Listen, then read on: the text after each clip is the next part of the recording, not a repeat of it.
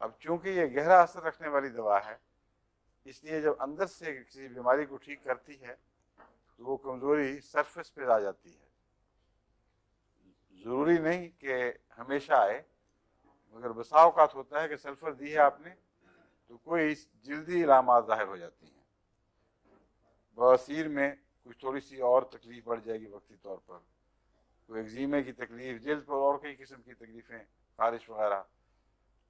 ऐसी सूरत में सल्फ़र का एंटीडोट नहीं देना चाहिए, क्योंकि सल्फ़र ने तो बड़ा एहसान किया है जो अंदर की छुपी हुई बीमारी को निकाल रही है, और ख़ास तौर पर ग्लैंड्स में बैठी हुई बीमारी को, और इसी तरह लंग्स में भी। तो उसका ऐसा एंटीडोट जो सिर्फ इसके पैदा करदा रिएक्शन यानी रद्द अमल को साफ करे, वो नक्सवामी का है।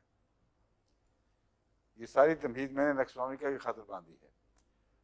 नक्सवामिका को आप ये समझ लें सल्फर का झाड़ू है।